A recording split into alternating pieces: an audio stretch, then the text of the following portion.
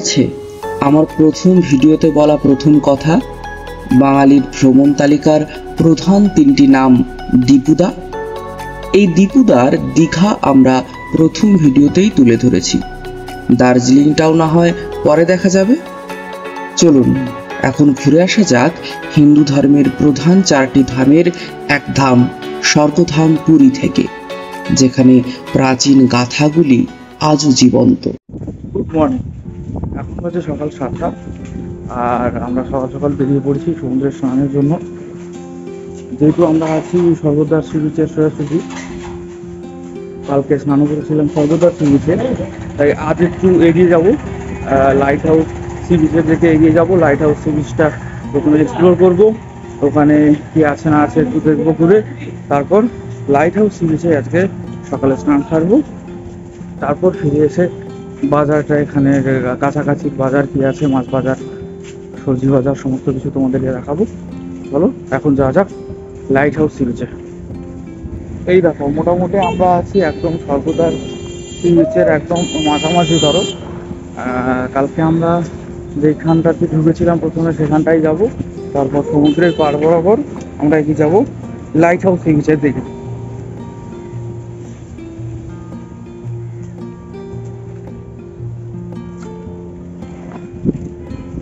মেঘ করে রয়েছে আকাশে, তাই কালকের মতো আজকেও সকালে সূর্যোদয় দেখার কোনো পরিবেশই ছিল না, তাই ভোরবেলা আর আসিনি, একদম 7টার দিকে বের হলাম একদম স্নানের জন্য।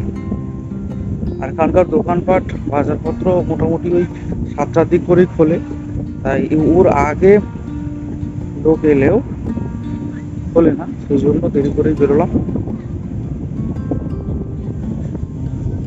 সমুদ্র সৈকত এখন একবারে ফাঁকা।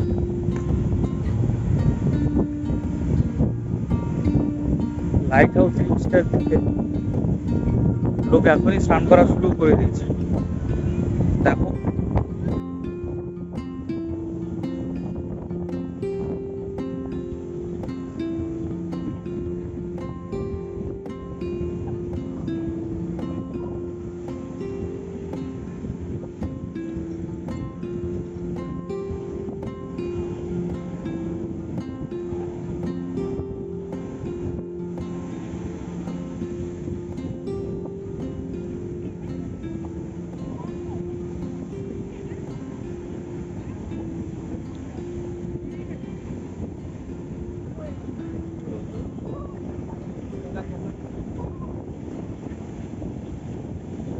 মাছ নিয়ে ফিরছে লোক সকালবেলায়।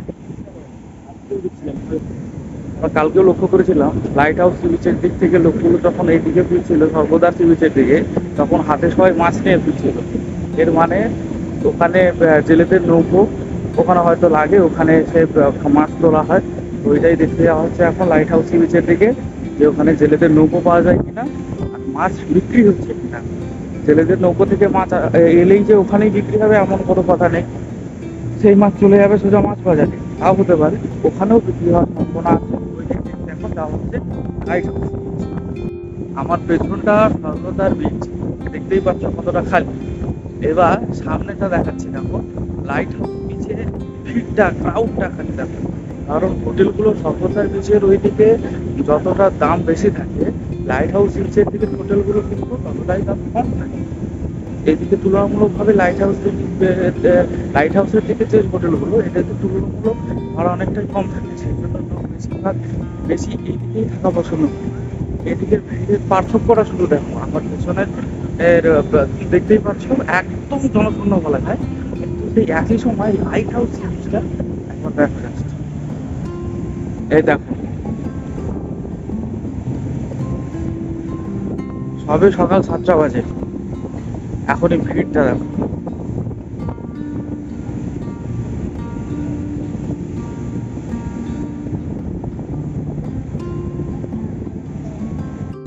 আচ্ছা, তাদের কাছে কিন্তু বিভিন্ন রকম মিষ্টি পাওয়া যায়, তোমরা চাইলে ট্রাই করতেই পারো। ছানা পোড়া সন্দেশ, আরো ল্যাংচা, চমচম, এই ধরনের আরো উড়িষ্যার ফেমাস মিষ্টি দাদারা কাঁধে করে নিয়ে ঘুরতে থাকে সি বিচে। মিষ্টি খেতে খেতে উটের পিঠেও চলতে পারো, আমি এর আগের বার যখন এসেছিলাম তখন উটের পিঠে চড়ে ছবি তুলেছিলাম। সে আজ থেকে অনেক বছর আগের কথা, তখন আমি নার্সারিতে পড়ি খুব সম্ভবত।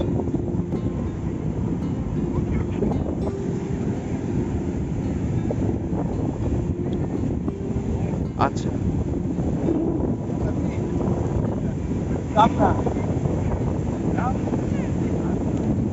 বাচ্চারা ভয় পাচ্ছে, খুব শখ করে উঠেছিল, তো এখন ভয় পাচ্ছে রীতিমতো। হ্যাঁ, যেটা ভেবেছিলাম সেটাই। এখানে এত ভিড়ের কারণ কিন্তু এবার জানা গেল। এখানে জেলেদের ছোট ছোট ওই ডিঙি টাইপের নৌকোগুলো কিন্তু লাগানো রয়েছে, তার মধ্যে জালও আছে দেখছি, মাছও বিক্রি হচ্ছে। সেই জন্য প্রত্যেকটা নৌকা ঘিরে এত ভিড় মানুষ। তো চলো এখন নৌকোগুলোর কাছে যাব, গিয়ে দেখবো কি কি মাছ পাওয়া যাচ্ছে না পাওয়া যাচ্ছে, কোন মাছের কি দাম আছে না আছে, সবটা আমি এক্সপ্লোর করব। সামুদ্রিক কাঁকড়া, মাছের ডিম ওইটা।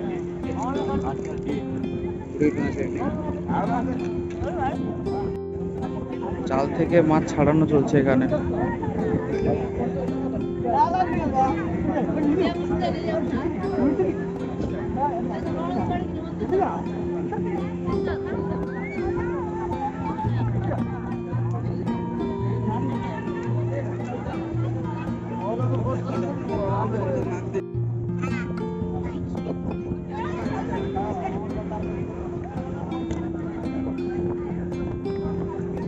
থেকে যদি তোমরা মাছ কেনো তাহলে সেই মাছ ছাড়ানোর যদি ভয় পাও তাহলে কোনো চিন্তা ভাবনা করার দরকার নেই। এখানে মাছ কিনলে পাশেই কিছু কাকিমারা রয়েছেন যারা মাছ বেশি কেটে দিচ্ছে, তো মাছ বাছাবাছি নিয়ে কোনো সমস্যা হবে না। তোমরা অনায়াসে এখানে মাছ কিনে তার পাশেই কাকিমারা রয়েছে, আমি দেখাচ্ছি, ওনাদের কাছ থেকে মাছ ভালো করে পরিষ্কার করে কেটে নিতে পারো।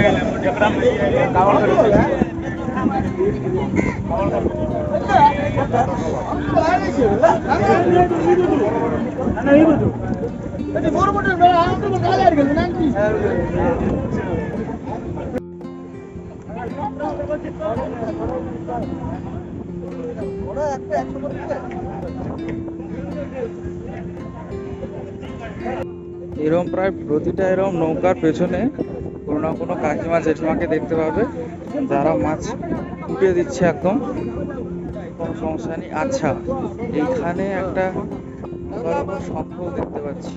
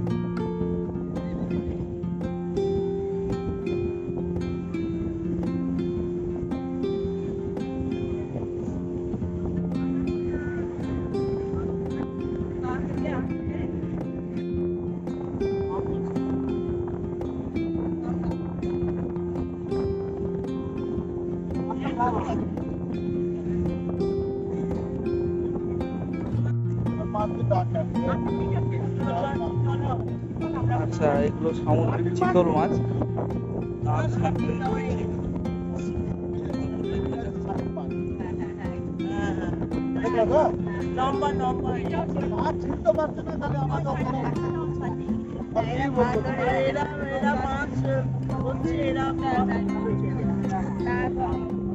সামুদ্রিক চিতল 250 টাকা কিলো। আপনারা ইউটিউবে ট্যুরির ব্লগ দেখলে বেশিরভাগ ইউটিউবাররাই দেখবেন থাকার হোটেলগুলো নিজেরাও থাকে এবং রেকমেন্ড করে বেশিরভাগ লাইট হাউস বিচের এই দিকটাতে হোটেলগুলো নেওয়ার জন্য। আমি নিজে উঠেছি স্বর্গদ্বার বিচের ওখানে, তার কারণ লাইট হাউস সি বিচের এই দিকের হোটেলগুলোতে খরচ কম, সত্যিই কম। 400-500 টাকা থেকে মোটামুটি এইদিকে হোটেল শুরু হয়ে যাবে। কিন্তু সমস্যা একটা হবে, এইদিকে হোটেল খরচ যেমন আপনাদের কমবে, সেই একই রকম আপনি যখন এখান থেকে মন্দিরের দিকে যাবেন তখন আপনি কিন্তু হেঁটে পুরোটা কভার করতে পারবেন না। তখন আপনাদেরকে টোটো, অটো বা বাস, সরকারি যে বাসগুলো চলে সেগুলো আপনাদেরকে নিতেই হবে। সরকারি বাস যদি আপনারা খুব লাকিলি পেয়ে যান তাহলে হয়তো আপনাদের খরচটা কম হবে, 15-20 টাকা খুব সম্ভবত লাইট হাউস থেকে এ পর্যন্ত মন্দির পর্যন্ত ভাড়া। কিন্তু সেক্ষেত্রে ভাড়া কম হলেও আপনাদের সময়টা অনেক বেশি লাগবে। লাইট হাউস সি বিচ থেকে বাসগুলো প্রথমে যায় পুরী স্টেশন হয়ে ঘুরে ওরা মন্দিরে ঢোকে। আর যদি আপনারা স্বর্গদ্বার বিচের কাছে হোটেল নেন তাহলে কি ওখান থেকে কাল যেমন আপনাদের দেখিয়েছিলাম এর আগের ভিডিওটাতে, ওখান থেকে আপনারা মাত্র 1.3 কিলোমিটার মতো ধরুন ডিস্টেন্স হোটেল আমি যে হোটেলটাতে আছি ওখান থেকে মন্দিরে। আমার মতো আপনারাও কিন্তু পায়ে হেঁটে ওইটুকু 15 মিনিট হাতে সময় নিয়ে আপনারা পৌঁছে যেতে পারবেন একদম মন্দিরে, অটো, টোটো, বাস এইসবের ঝামেলা ছাড়াই।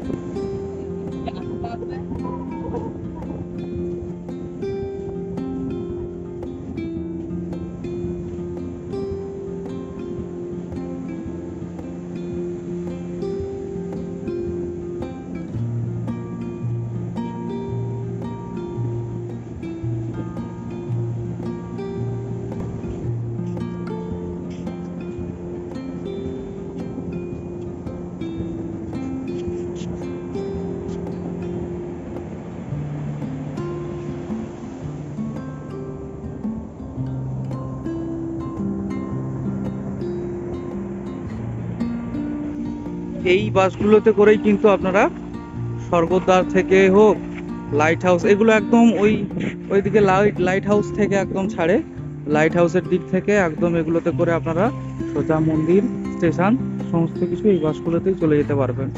লাইট হাউস থেকে মন্দির পর্যন্ত বা স্টেশন পর্যন্ত ওই 15-20 টাকার মধ্যেই ভাড়া চলতে থাকে বাসগুলো।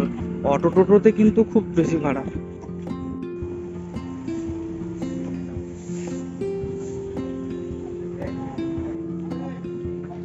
এই হলো আমাদের হোটেলের নিকটবর্তী বাজার, যেখানে সমস্ত রকম সবজি মশলা থেকে শুরু করে মাছ, মাংস সবটাই আপনারা পেয়ে যাবেন হাতের কাছেই। সেই সঙ্গে আপনারা ব্রেকফাস্ট বা লাঞ্চের জন্য পছন্দ মতো খাবারও পেয়ে যাবেন এই মার্কেটেই।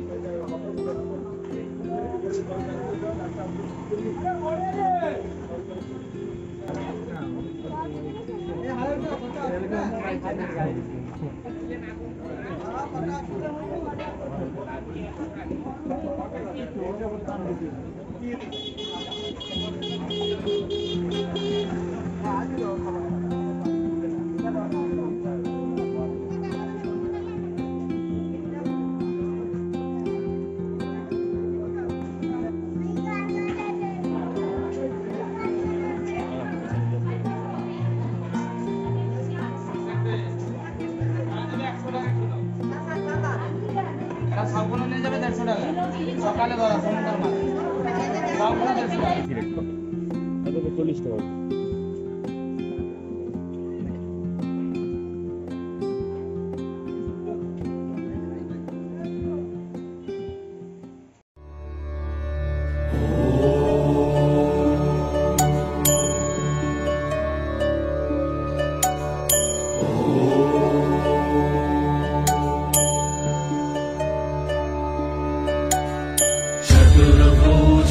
जगन्नाथ कंठशोभित कौस्तभ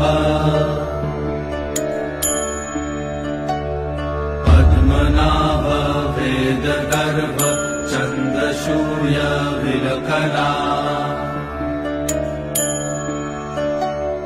जगन्नाथ लोकनाथ नीलाद्रीश परहरि बंधुर्दया सिंधु कृपालु जन रक्षका। পুরীর জগন্নাথ মন্দির ভারতের অন্যতম প্রসিদ্ধ মন্দির। জগন্নাথ আরাধনার ইতিবৃত্ত এতই প্রাচীন যে এর কোনো ঐতিহাসিক রেকর্ড পাওয়া সম্ভব নয়। জগন্নাথ মন্দিরে অহিন্দুদের প্রবেশ কঠোরভাবে নিষিদ্ধ। কলিঙ্গ স্থাপত্য শৈলীতে নির্মিত এই মন্দিরটি শ্রী মন্দির নামে সমধিক পরিচিত। গর্ভগৃহের মাথায় রয়েছে একটি সুউচ্চ শিখর বা চূড়া। প্রদীপ উৎসর্গের জন্য রয়েছে ফসিল হয়ে যাওয়া কাঠের একটি স্তম্ভ। মন্দিরের প্রধান দ্বার সিংহদ্বারের রক্ষক দেবতা জয় ও বিজয়। মূল প্রবেশপথের সামনে রয়েছে অরুণস্তম্ভ নামে একটি স্মৃতিস্তম্ভ। খুরদার রাজা কোণার্কের সূর্য মন্দির থেকে এটি নিয়ে আসেন।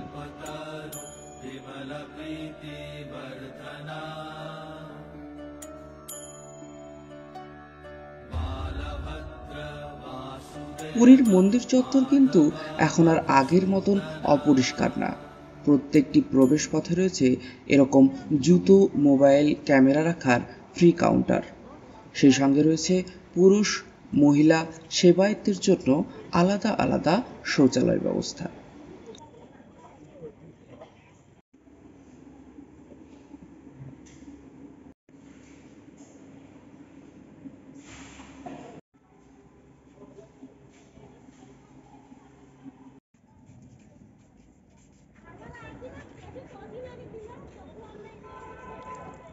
আরও রয়েছে পানীয় জলের ব্যবস্থাও।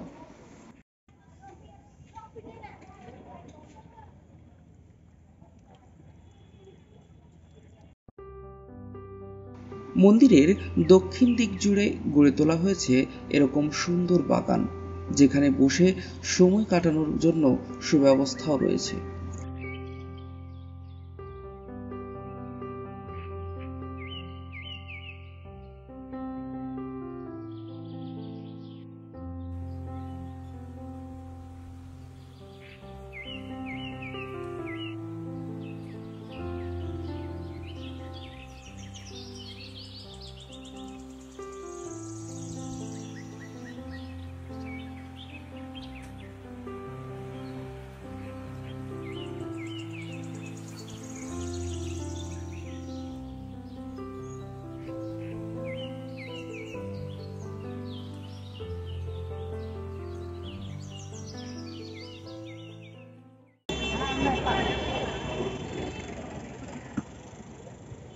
চলুন এবার দেখে আসি রথ তৈরির কাজ কতদূর এগোলো। এই হলো জগন্নাথ দেবের রথ। এই রথের নাম নন্দীঘোষ, আবার একে গরুড় ধ্বজ বা কপিধ্বজও বলা হয়। এই রথের চাকার সংখ্যা 16টি। নির্মাণ করতে লাগে মোট 832টি কাঠ। এই রথের উচ্চতা 44 ফুট, দৈর্ঘ্যে এবং প্রস্থে এটি প্রায় 34 ফুট। নির্মাণের পর এই রথকে ঢেকে দেওয়া হয় লাল ও হলুদ কাপড় দিয়ে। রথের মুখ্য দারোয়ান আমাদের সকলের পরিচিত গরুড় এবং সারথি দারুকা। জগন্নাথ দেবের রথের উপরে যে পতাকা থাকে সেটি হলো ত্রৈলোক্য মোহিনী।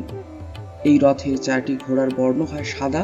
যে রজ্জু দিয়ে একে টানা হয় তার নাম শঙ্খচূড়া নাগিনী। জগন্নাথ দেব ছাড়াও এই রথে উপস্থিত থাকেন আরো 9 জন পার্শ্ব দেবতা।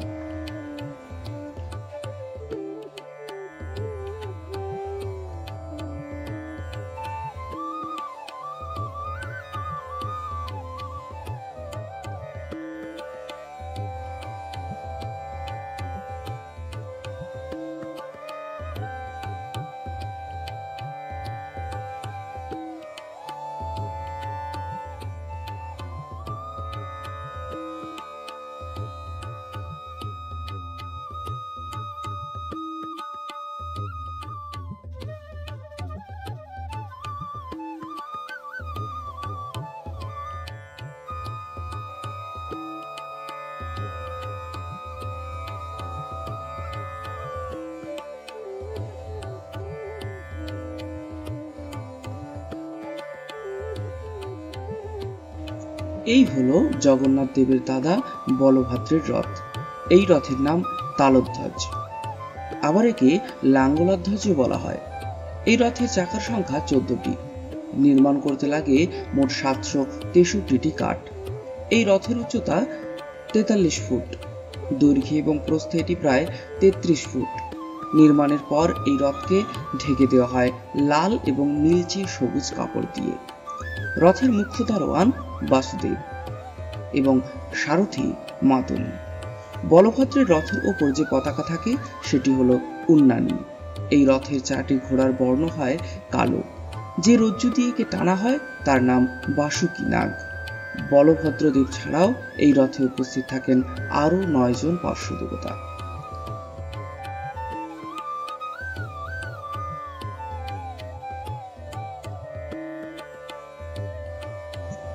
এই হলো সব থেকে ছোট রথ, জগন্নাথ দেবের ভগিনী সুভদ্রা দেবীর রথ। এই রথের নাম দর্পদলনা, আবার একে দেবদলনা বা পদ্মধ্বজ বলা হয়। এই রথের চাকার সংখ্যা 12টি। নির্মাণ করতে লাগে মোট 593টি কাঠ। এই রথের উচ্চতা 42 ফুট, দৈর্ঘ্যে এবং প্রস্থে এটি প্রায় 31 ফুট। নির্মাণের পর এই রথকে ঢেকে দেওয়া হয় লাল ও কালো কাপড় দিয়ে। রথের মুখ্য দারোয়ান জয় দুর্গা এবং সারথি সবার প্রিয় অর্জুন। সুভদ্রার রথের উপর যে পতাকা থাকে সেটি হলো নদাম্বিকা। এই রথের 4টি ঘোড়ার বর্ণ হয় লাল। যে রজ্জু দিয়ে একে টানা হয় তার নাম হলো স্বর্ণচূড়া নাগিনী। সুভদ্রা দেবী ছাড়াও এই রথে উপস্থিত থাকেন আরো 9 জন পার্শ্ব দেবতা।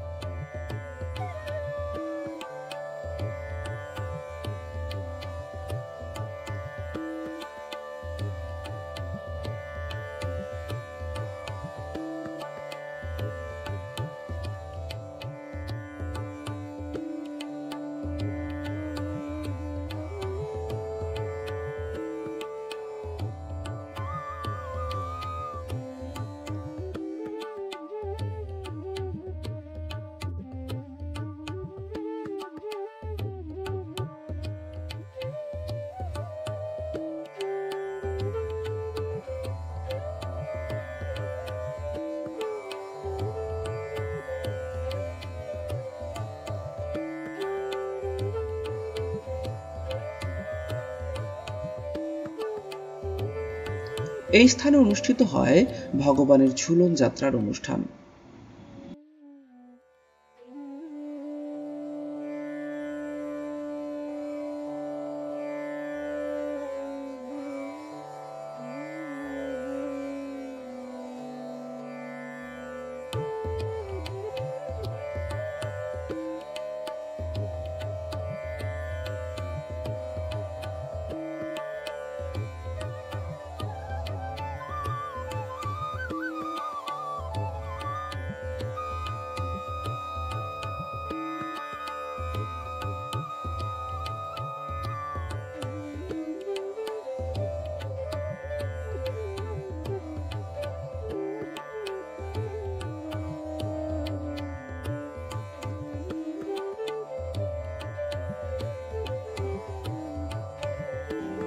দেখে নিন নবরূপে সেজে ওঠা জগন্নাথ মন্দিরের দৃশ্য।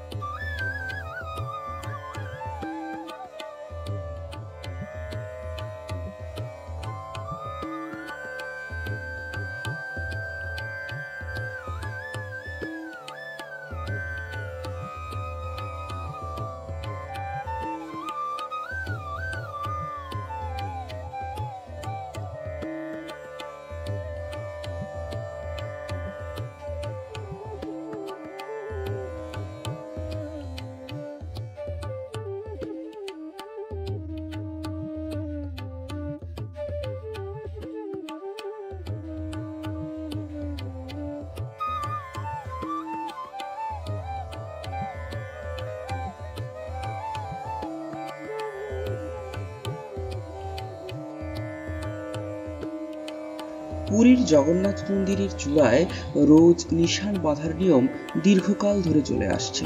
মনে করা হয় আজ থেকে 800 বছর আগে মন্দির প্রতিষ্ঠাতা রাজা অনন্ত বর্মন চোল বংশের কোনো এক পুরুষকে মন্দিরের চূড়ায় এই ত্রিকোণ নিশান বাঁধার কাজে নিযুক্ত করেন।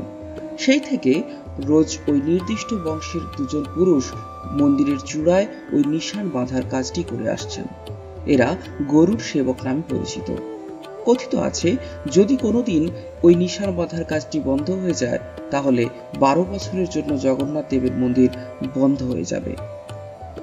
মন্দিরের অষ্টধাতু নির্মিত নীলচক্র বা সুদর্শন চক্রের ওপর যে নিশানটি বাঁধা হয় তার নাম পতিত পাবন বন। বন কথাটির উড়িয়া ভাষায় অর্থ নিশান।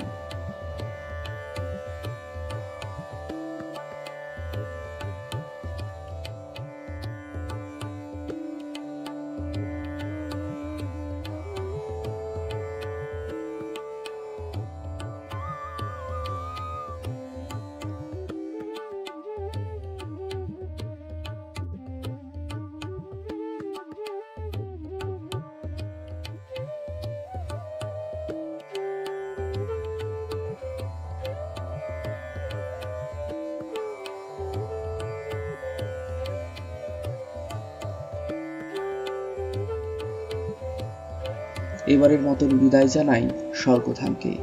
সম্পূর্ণ রথযাত্রা তুলে ধরব পরের কোনো ভিডিওতে।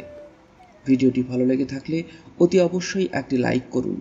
আরও সুন্দর সুন্দর ব্লগ উপভোগ করতে চ্যানেলটিকে সাবস্ক্রাইব করে পাশে থাকুন। ধন্যবাদ।